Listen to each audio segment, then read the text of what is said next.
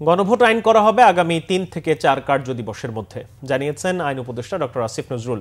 জানান, আন্তর্জাতিক অপরাধ ট্রাইব্যুনালে মৃত্যুদণ্ডপ্রাপ্ত শেখ হাসিনা ও আসাদুজ্জামান খান কামালকে ফেরত চেয়ে ভারতে চিঠি দেওয়া হচ্ছে। দাবি করেন, চুক্তি অনুযায়ী ভারত অপরাধীদের ফেরত দিতে বাধ্য। একই বিষয়ে আন্তর্জাতিক আদালতে যাবার প্রস্তুতির বিষয়ে আলোচনা করবে সরকার। এদিকে সুপ্রিম কোর্ট সচিবালয় অধ্যাদেশ 2025 চূড়ান্ত অনুমোদন দিয়েছে উপদেষ্টা পরিষদ। তাইমুর রশিদের রিপোর্ট। বৃহস্পতিবার প্রধান উপদেষ্টা অধ্যাপক ডক্টর মোহাম্মদ ইউনূসের সভাপতিত্বে অনুষ্ঠিত হয় উপদেষ্টা পরিষদের বৈঠক। এ সময় নির্ধারিত এজেন্ডার বাইরেও চলমান বিভিন্ন ইস্যুতে আলোচনা হয়। উপদেষ্টা পরিষদের বৈঠকে বিচার বিভাগকে স্বাধীন করার অংশ হিসেবে সুপ্রিম কোর্ট সচিবালয় অধ্যাদেশের খসড়ার চূড়ান্ত অনুমোদন দেওয়া হয়। পরে ফরেন সার্ভিস একাডেমিতে সংবাদ সম্মেলনের আয়োজন করে প্রধান উপদেষ্টার প্রেস উইং। আইন উপদেষ্টা আসিফ নজরুল বলেন, বিচার বিভাগের স্বাধীনতা নিশ্চিত করতে চায় সরকার। সবার দীর্ঘদিনের চাওয়া এবার পূরণ হতে যাচ্ছে। এই অধ্যাদেশ পরিপূর্ণভাবে কার্যকর হওয়ার পর নিম্ন আদালতের বিচারকদের উপর আইন মন্ত্রণালয় তথা সরকারের আর কোনো কন্ট্রোল থাকবে না। সম্পূর্ণভাবে এটা উচ্চ আদালত তার সচিবালয়ের মাধ্যমে বিষয়গুলো দেখাশোনা করবে। বাট এটা এই মুহূর্তে এখনই কার্যকর হচ্ছে না, কারণ সচিবালয়টা প্রতিষ্ঠা করতে হবে, এটাকে ফাংশনিং করতে হবে।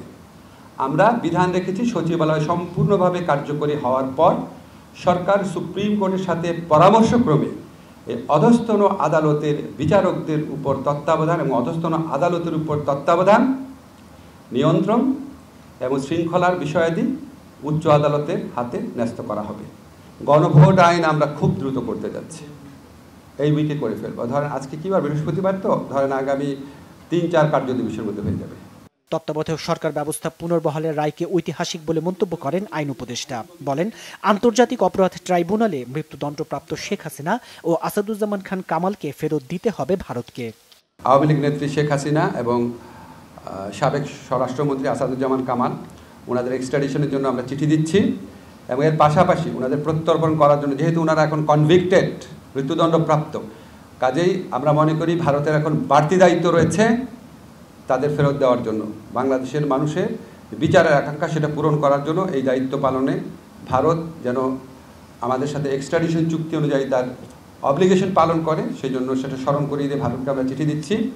একই সাথে সাথে এই কনভিক্টেড ব্যক্তিদের দেশে ফেরানোর জন্য আন্তর্জাতিক যে অপরাধ আদালত রয়েছে রোমে, সেখানে আমরা কোনো রকম অ্যাপ্রোচ করতে পারি নাকি সেটা বিচার বিবেচনা করার জন্য আমরা অচিরেই বসে সিদ্ধান্ত নিব। সামাজিক যোগাযোগ মাধ্যমে নানা ইস্যুতে বিভ্রান্তি ছড়ানো হচ্ছে বলেও মন্তব্য করেন আইন উপদেষ্টা। তাইমুর রশিদ, বাংলা ভিশন, ঢাকা।